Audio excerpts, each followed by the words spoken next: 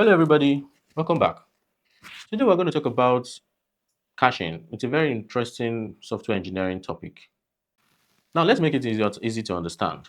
Imagine you live in a city where the main water supply comes from a central water board tank. Now, that tank is very far away from your house. Whenever you open your tap in your house, it takes time for the water to travel all the way from the tank to your house.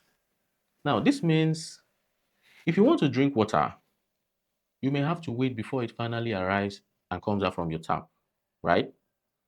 Now, in order to solve this problem, imagine you install your own water storage tank in your compound so that water from the main water board tank that is far away from your house flows and fills the water in your compound so that whenever you need water, you get it faster from nearby source rather than waiting for it to come all the way from a distant source. Now, this is exactly how caching works in software. Caching is like keeping a useful copy of something closer to where it is needed so that it can be accessed faster. Now, let's connect that to software engineering. In software, the main water board tank is like the database in your main server. That is where the original data lives, right? Now, let's say you build a website in Nigeria and you use a shared hosting server located somewhere in the US. Now, whenever somebody in Nigeria or anywhere far from the US visits your website, their request needs to travel all the way to the US and back before their page would load. Now, that travel takes time. And if many people are visiting your website, or if your website has to keep asking the database for the same information again and again, that delay can even become worse if it compounds. Now, this is where caching comes in. Instead of going back to the main server every single time and hitting it for information, for data, your system or your website can save a ready to use copy of the data in a closer and a faster location.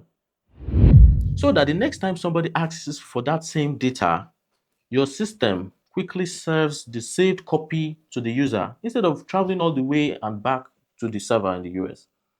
Now, that is why caching helps websites and apps to perform very fast and very well. Now, what are the benefits of caching?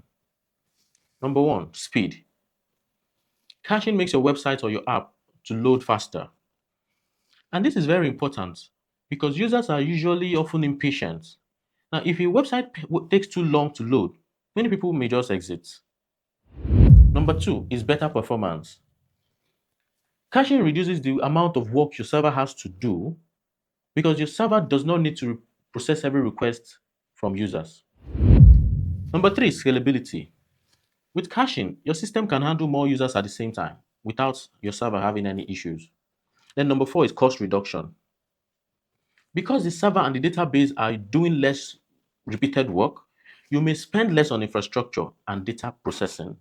Now, the interesting thing is that many of us use caching every day without even realizing it. For example, the browser cache. Browser caching is when your browser stores design files, CSS files, so that your browser loads faster.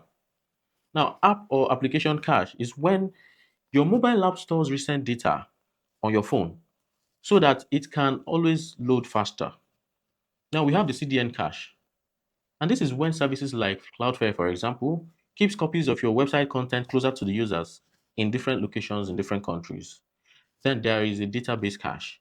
This is where frequently requested data is saved, mostly temporarily, so that it can be retrieved faster and quickly.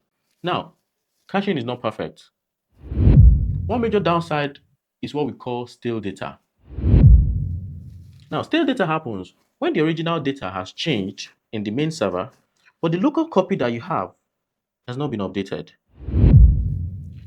This makes the user see the older information rather than the latest information from the main server.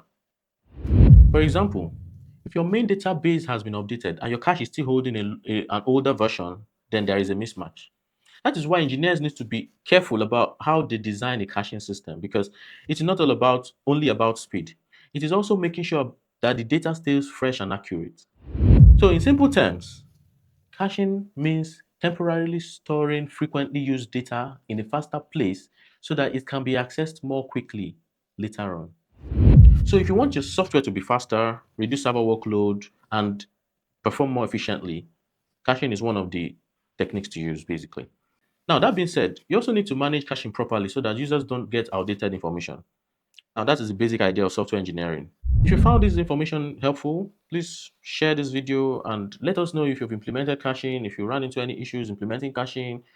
Please carry us through your journey and we'll talk about it in comment section. Thank you and have a nice day.